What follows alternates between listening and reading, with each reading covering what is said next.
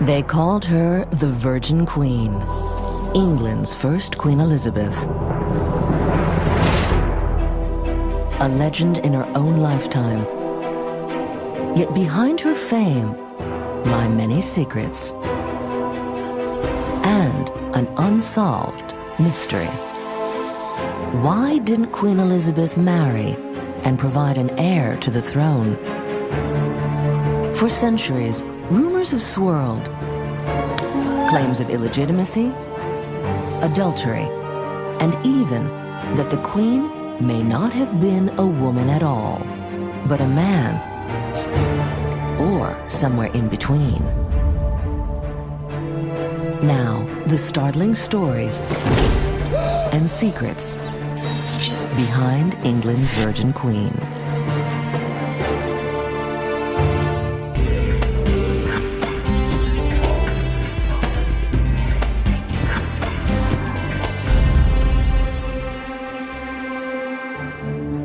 She's one of history's most storied leaders, and her 44-year reign became known as England's Golden Age. Yet for all her charisma and power, Queen Elizabeth I remained the Virgin Queen. She never married or produced an heir to the throne. The question is, why? It's the greatest mystery of her reign and fertile soil for speculation. It's the kind of court that might well generate rumours. Contemporaries must have thought, well, obviously Elizabeth ought to get married, so why isn't she getting married?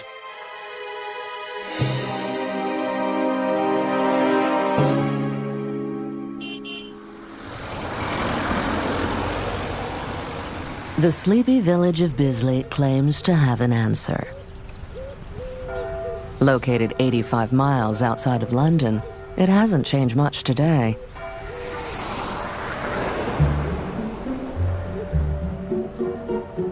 Bisley is home to Overcourt, a small hunting lodge of King Henry VIII's. One can still see the stone-walled garden where, according to legend, little Lady Elizabeth once played with a boy her age. A boy now known as the Bisley Boy.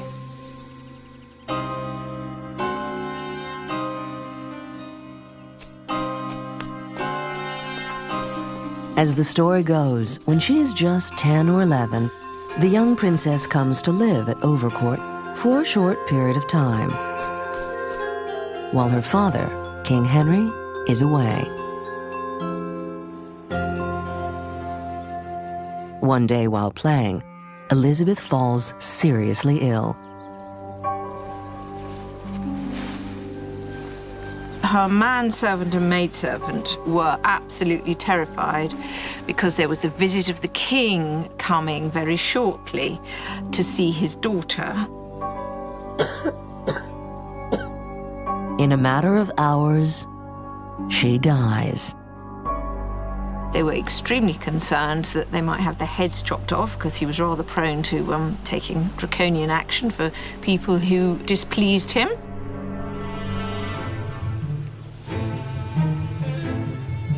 The desperate servants have a stroke of genius. They'll substitute a local child for the dead princess. One who resembles her in age, hair color, and complexion. The only problem? It's a boy. But the quick-witted servants dress him as Princess Elizabeth anyhow. According to legend, the Bisley Boy was related to Henry VIII, which would have accounted for the resemblance.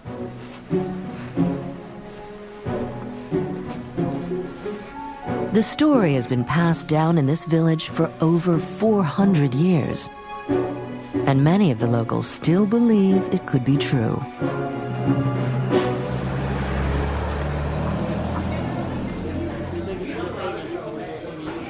When you go back in history and you look at the way that she was described later on in her adult life, yeah, there does start to become some form of semblance of possibly the truth about it. And it is rumoured that this sickly child, having spent time in the country with her bad teeth through eating sweetmeats and her poor complexion, returned to the capital with strong, healthy teeth and a very rosy complexion and a sort of masculine build. So, if indeed a resident of Bisley did sit on the throne of England for a number of years, then we're not going to knock it, are we? Quite appropriate, Colin. Yeah, I think so. Yes. Very appropriate indeed. More than appropriate, yes. For centuries, towns near the village of Bisley celebrated May Day by dressing up a boy in the clothing of a female Tudor royal. The legend provides a nice piece of local color, but much of the story seems outlandish. For one thing, wouldn't King Henry have noticed a change in his daughter? Surprisingly, maybe not. Elizabeth barely saw her father. The relationship wasn't bad in the sense that they had quarrels or there was tension between them, because essentially they were alienated from each other. The deadbeat dad may never have noticed the gender switch. Elizabeth was the forsaken child. She was someone you very rarely referred to. She was basically sort of a skeleton in the family cupboard. You know, someone to be forgotten, to be farmed out to some country house. In fact, there was good reason to pack Elizabeth off to the country. At the time, London was in the throes of an epidemic, the sweating sickness. Sweating sickness was particularly virulent in the 1540s and the 1550s. London was a dirty, smelly, unsavory, unhygienic place. Once a victim was infected, the disease could kill within hours. The plagued city was not a safe place for the royal family. Whenever there was plague in London, the royal family tried to move out because the plague was very much associated with the urban environment. So it's quite possible that Elizabeth would be taken out of London into a country house.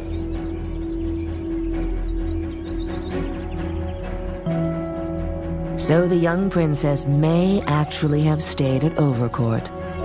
But for most people, the idea that she died there and was replaced by a boy seems more folklore than reality.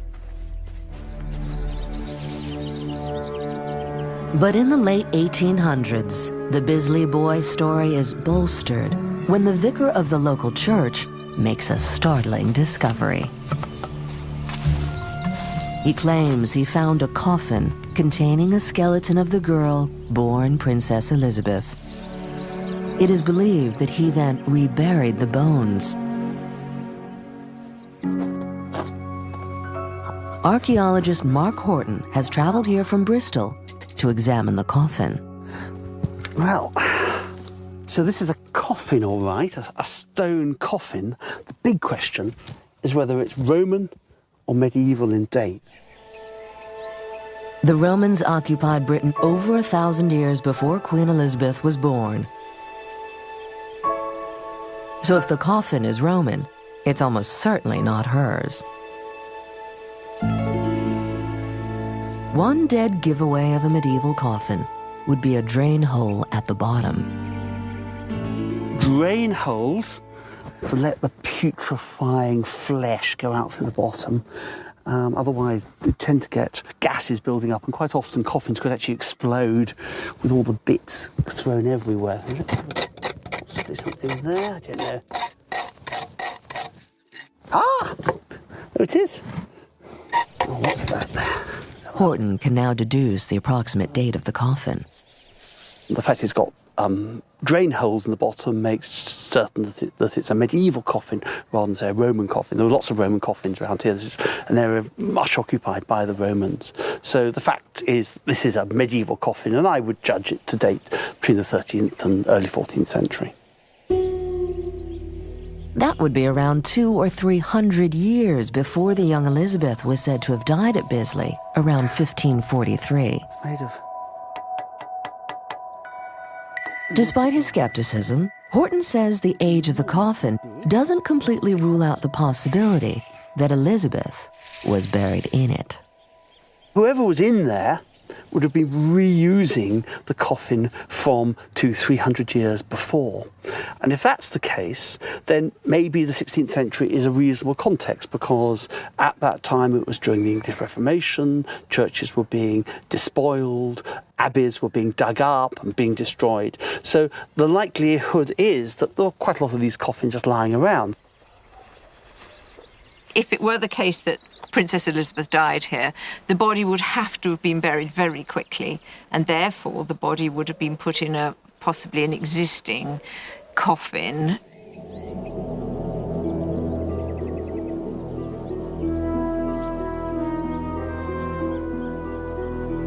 The discovery of the coffin doesn't provide any concrete conclusions, but it certainly stokes the embers of the Bisley story.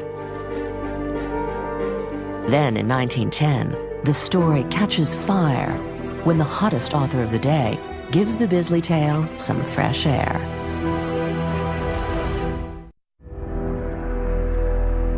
Author Bram Stoker gained fame when he published a classic, Dracula. 13 years later, in his new book, Famous Impostors, the popular and well-regarded author devotes an entire chapter to the Bisley story. According to Stoker, there were many clues. There are quite sufficient indications throughout the early life of Queen Elizabeth that there was some secret which she kept religiously guarded.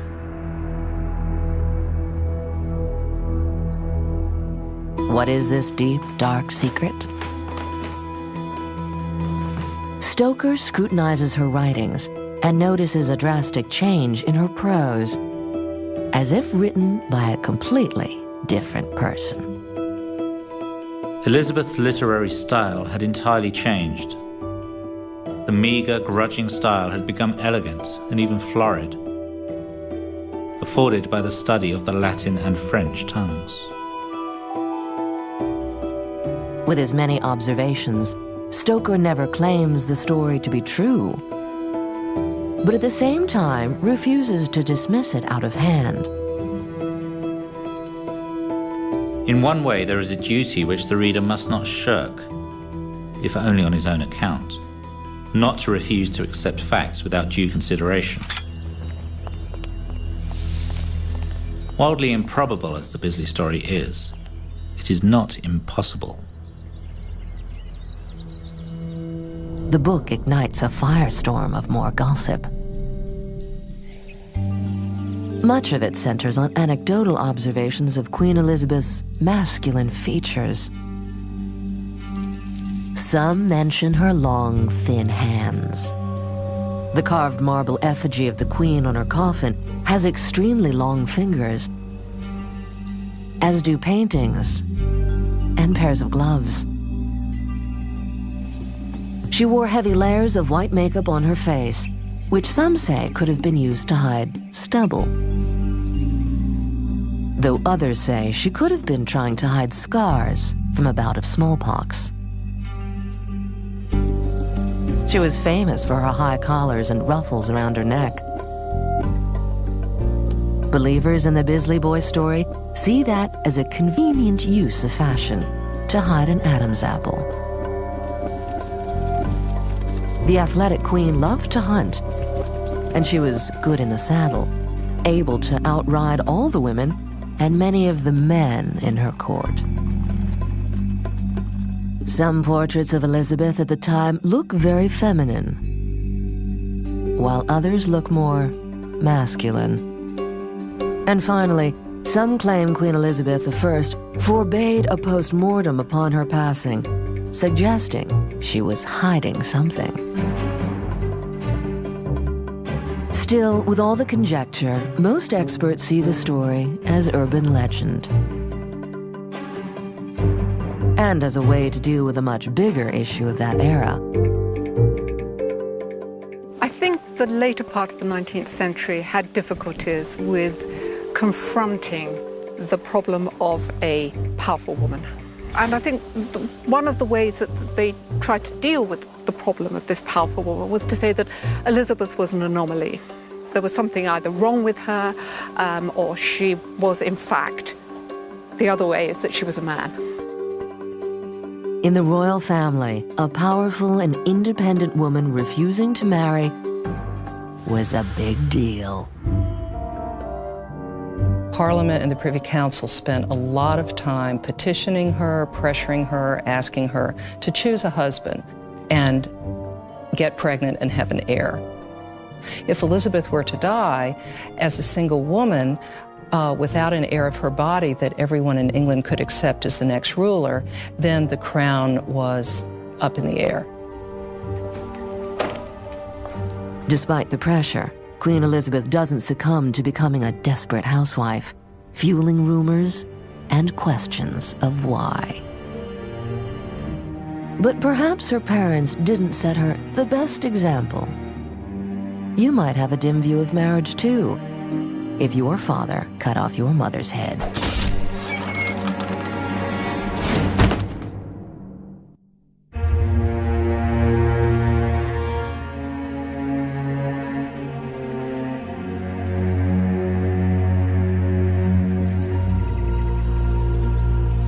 Queen Elizabeth I's gender counted against her from the moment she was born.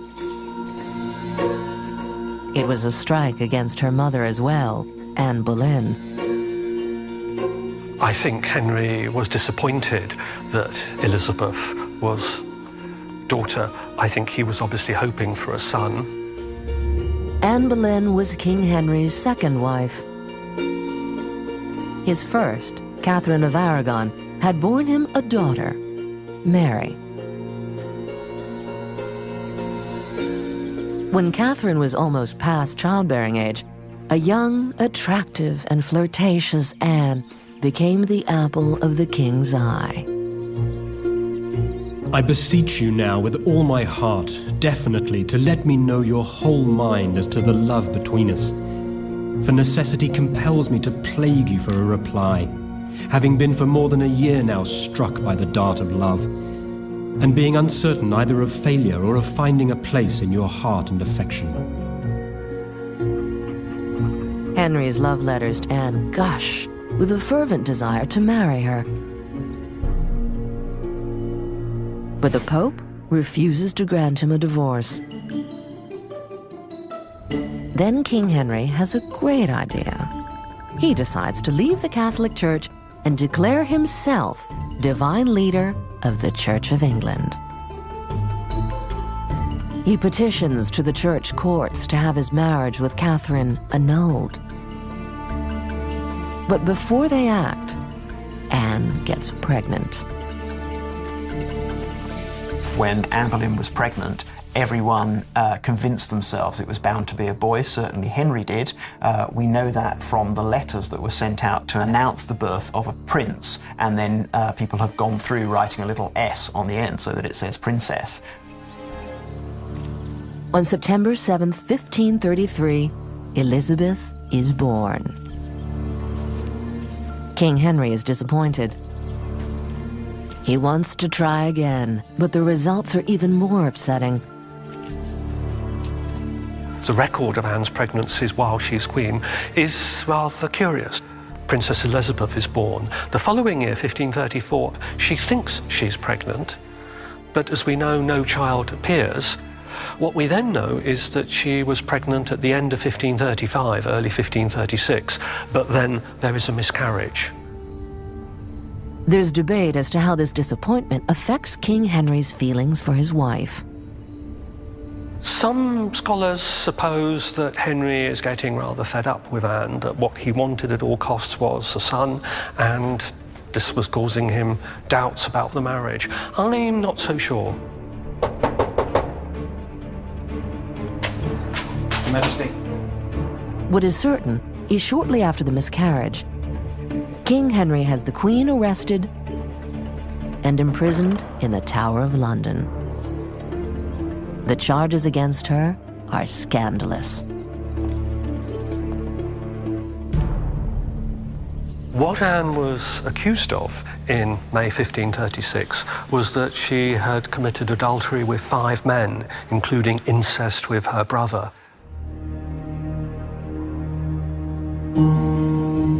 The rumours that Anne Boleyn was having affairs, it's difficult to trace exactly how they reached Henry.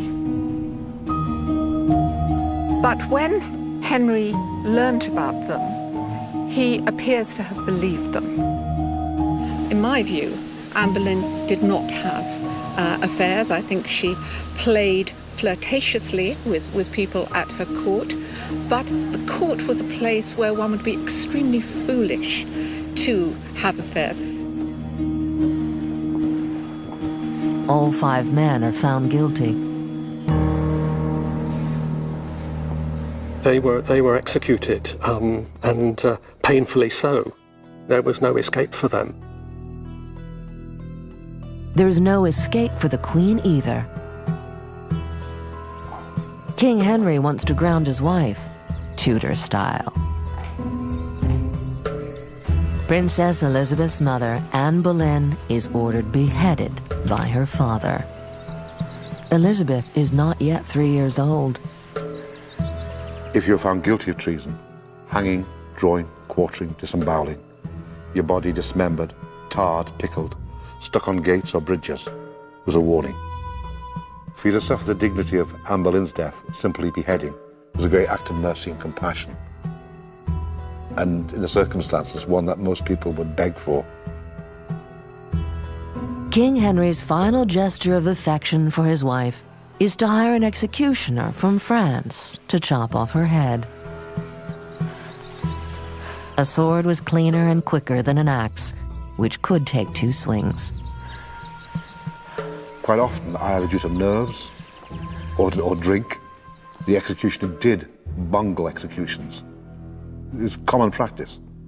That's why you get the practice of the victim often paying the executioner something.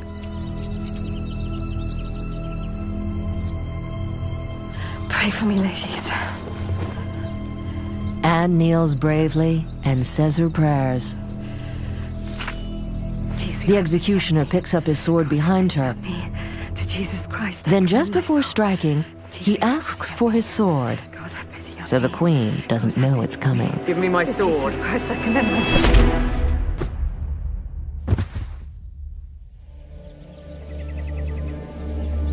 Elizabeth will soon learn a valuable lesson.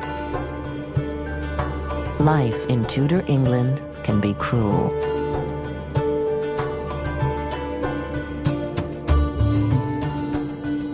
The charges of adultery may not have been true, but if they were, they would raise a provocative question.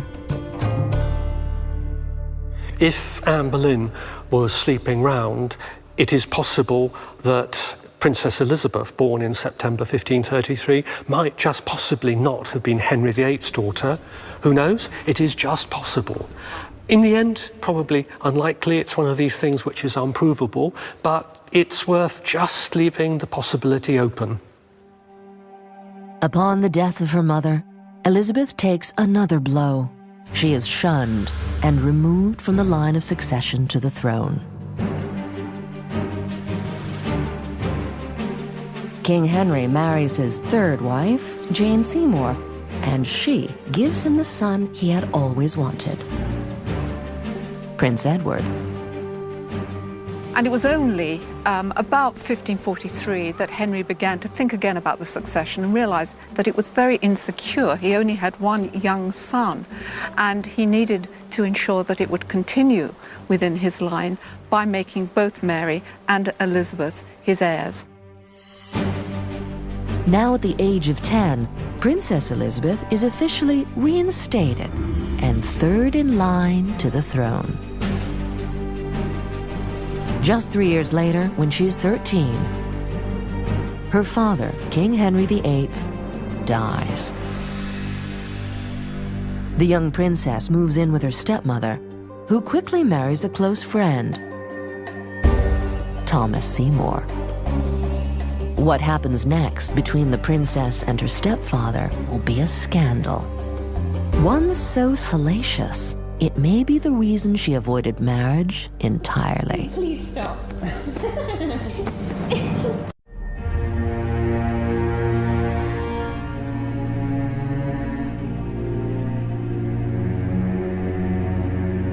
Elizabeth was just a 13-year-old princess when word spread of bedroom romps with her stepfather, Thomas Seymour.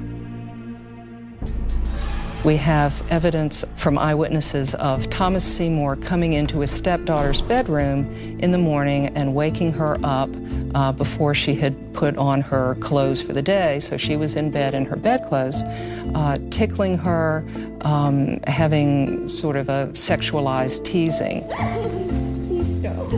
He slaps her buttocks and holds her in long embraces. Many in her court find the relationship inappropriate.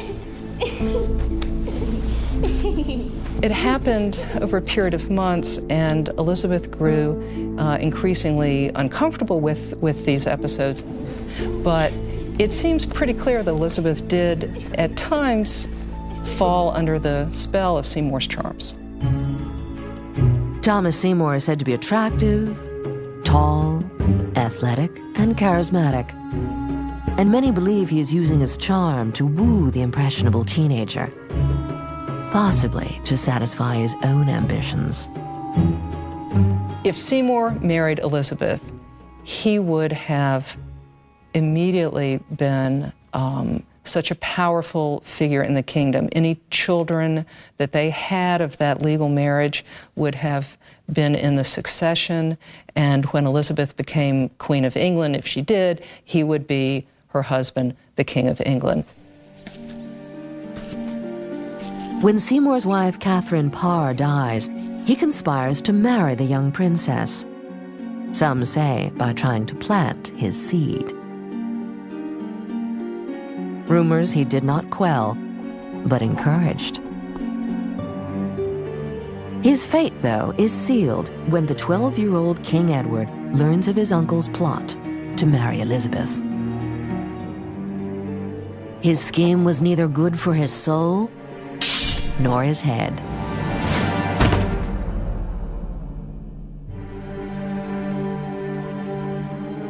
As for Elizabeth, Thomas's death has a lasting effect, one that would haunt her for the rest of her life. Yet, was the Seymour affair enough to put her off marriage? Many people have things happen to them in their childhood or their early adolescence that don't predetermine their whole life. So to say that this Seymour episode cemented in Elizabeth the opinion that she would never marry, I think is overreaching. But just a few years later, Elizabeth's life takes a dramatic turn when King Edward dies. Her half-sister Mary takes the throne, but lasts a mere 5 years before she gets sick and dies too. Then, at age 25, Elizabeth, the illegitimate daughter who'd once been booted from the line of succession, rises to the country's highest post, the Queen of England. In her mind, it was destiny. This is the Lord's doing. It is marvelous in our eyes. Elizabeth was a very young, healthy young woman when she succeeded to the throne in 1558. She was a superb horsewoman, very powerful constitution, and independent. Queen Elizabeth remains single. But with a mounting pressure to marry comes an increasing number of rumors as to why she won't. If it wasn't the scandal with her stepfather, or that she died and was swapped for a boy, then what could it be? The answer may lie in modern science.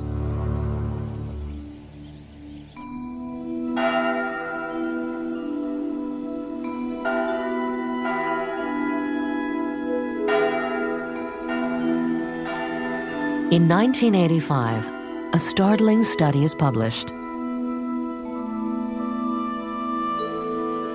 The paper presents a possible biological explanation for Queen Elizabeth I's refusal to marry and have children. The study theorizes that Elizabeth may not have been able to have children.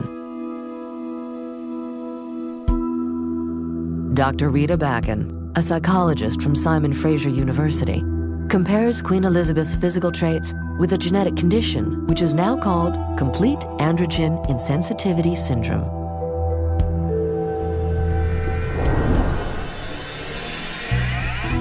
People with this condition are born with both male and female sex organs. It is estimated to happen in 1 in 20,000 babies. At birth, a baby appears to have female genitalia. However, a gynecological examination would reveal no uterus or ovaries, but instead, undescended testicles. The testes produce testosterone, but the body doesn't recognize it, so the person develops the appearance of a female. When the child is born, which will be like a normal female baby, nothing else to notice. So nobody will know whether there is any problem until the person will grow, reaches puberty. That's the time the difference will be noticed. The late Dr. Bakken's paper suggests this may have happened with Elizabeth. At birth, the midwives and doctors determined her to be a female. But at puberty, Elizabeth may have noticed the condition and decided to avoid any sexual relations. If the theory is true, it would have been Elizabeth's biggest secret and possibly the reason she didn't marry. On her deathbed, reports claim that Queen Elizabeth firmly decreed that under no condition should her body be embalmed. Was Queen Elizabeth hiding something?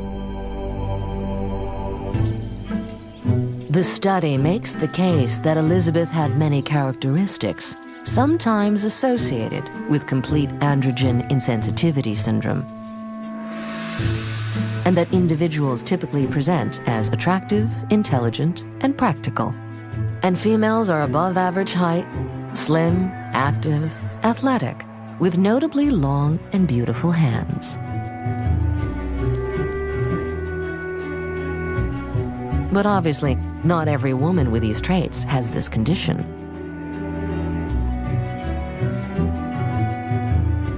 Bakken's paper is intriguing, but most historians dispute its validity. For one thing, if the Queen had this condition, what is one to make of the love affair she's said to have had?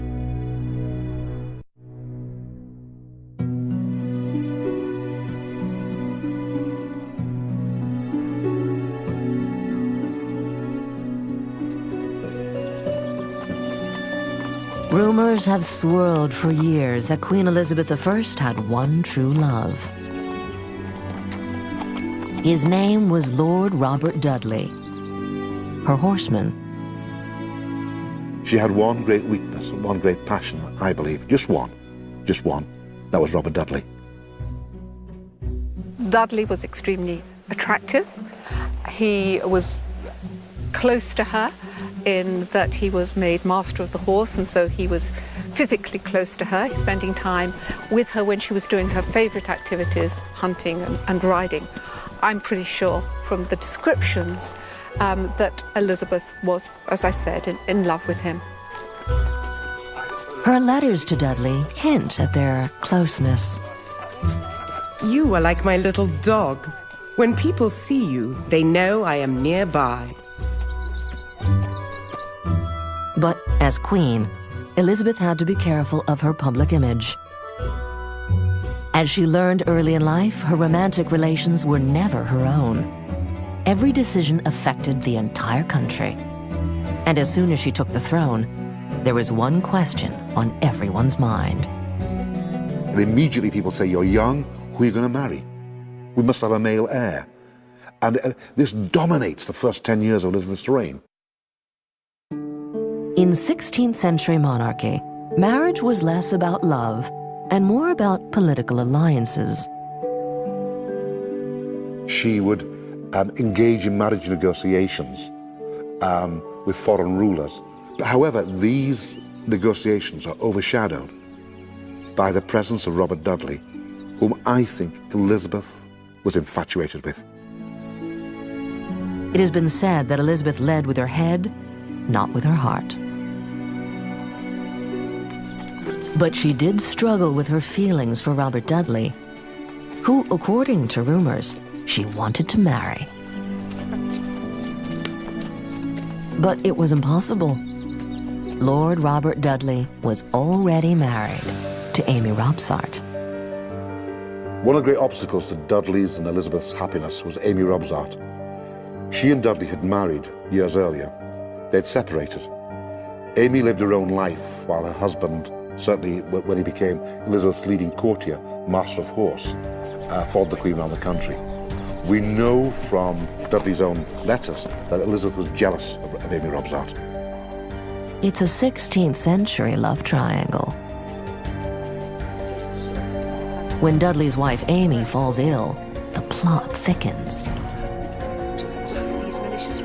There were rumours about the illness of Amy Robsart, and it may have been that Elizabeth and Dudley were hoping that Amy would die. Then in September 1560, Amy falls down a flight of stairs and breaks her neck. In the public's eye, the death of Dudley's wife isn't a coincidence. Call for help, quick! Yes, quick! Rumors spread like wildfire that Dudley had his wife murdered to marry Elizabeth. Was this calculated murder by two passionate lovers? There are a number of theories. One is that Dudley killed his wife. From the evidence we have, Dudley was horrified that his wife had died. He realized this made matters worse, not better. Another rumor claims that those who wanted Dudley away from the Queen had Amy killed. And yet another claims Amy Robsart committed suicide. But the biggest question on everyone's mind: did Elizabeth have anything to do with it? It's possible that Elizabeth will have known what was going on if there was a plot. There is some gossip that Elizabeth was aware, but in the end, it's all so circumstantial that I would be very cautious about giving it any great weight. After an investigation, the courts rule accidental death. Still, Amy's death ends any possibility of a marriage between Elizabeth and Lord Dudley. When Amy did die, she died in such suspicious circumstances that Elizabeth's reputation would have been irreparably damaged had she considered marriage to Dudley. It was brought home to her that it would be political ruin if she went ahead and married Dudley.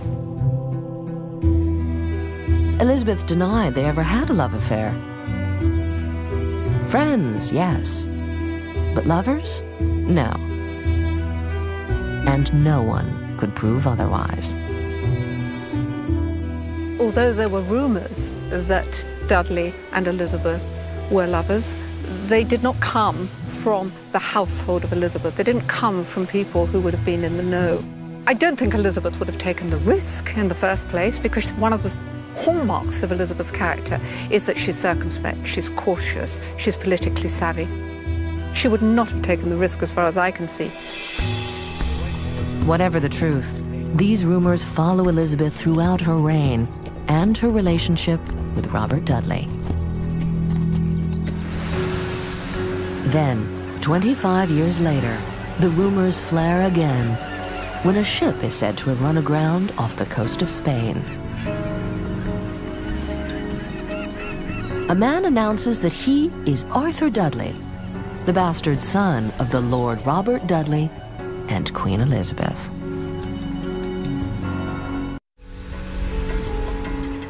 For much of her reign, Queen Elizabeth said she was married.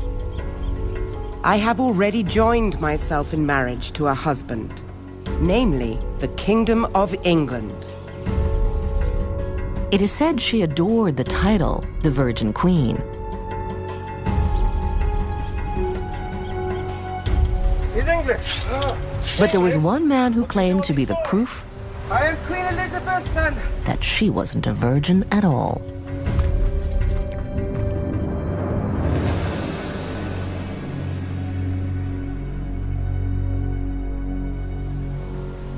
The one story I do believe which should be investigated is the story of Arthur Dudley, a young man of 27 years of age, and claims that he was raised in Worcestershire by one Robert Southern.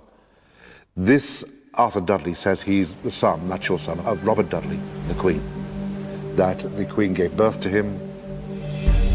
Bolstering the story are records confirming there was a Robert Southern from Worcestershire at that time. Arthur Dudley was taken seriously by the Spanish, and he was also taken seriously by the English agents sent out there to investigate. He was 27 years old, which means he would have been conceived around 1560. Now, if you examine this very carefully, you have Elizabeth and Dudley passionately involved with each other. We know that he had lodgings close to the Queen. Her own minister, Cecil, talks of the deep fervour between them. Darty sees the possibility the Queen could have paid off one of Dudley's servants to keep her pregnancy quiet. We have Elizabeth falling ill somewhat, and in a delirium, she says that Tamworth, Dudley's body servant, should receive £500 as a gift. What did Tamworth know? That was literally millions of pounds by modern-day standards. Assuming Queen Elizabeth did get pregnant, could she really have hidden it from the people of England? Every time she moved around the countryside, it sparked rumors that she was traveling because she was really pregnant and she needed to get away from London in order to deliver all these children. If the story of Arthur Dudley is true, he is physical proof of an affair between Queen Elizabeth and Lord Dudley, and of the fact she was not a virgin. But most scholars find little credence in the story. There were a number of Tudor imposters, some of them more or less believable. But no, Arthur Dudley was not the love child of Robert and the Queen. Whether friendship or love, the relationship between the Queen and Dudley lasted many years.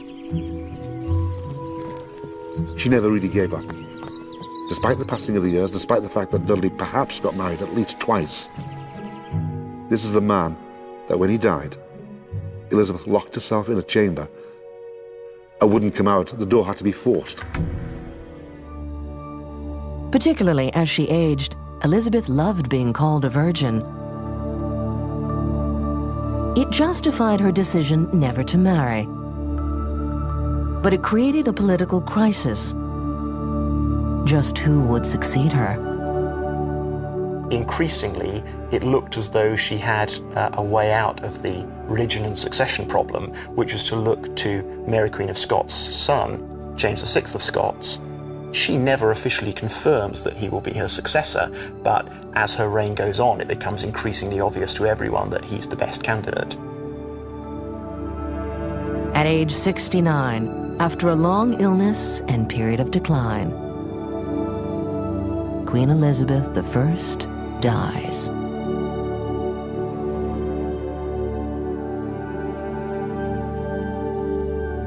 In one of her requests to Parliament, she asked to be remembered as the Queen without a husband.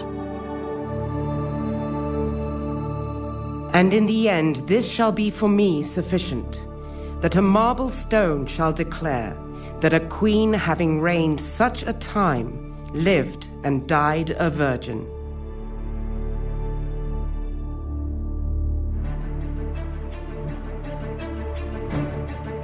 Elizabeth took her secrets with her when she died. However, the debate over many of these rumors continues. We may never know the reason for Elizabeth's refusal to marry, but it's likely that one of England's most famous and revered rulers, the Virgin Queen, will remain one of its most mysterious.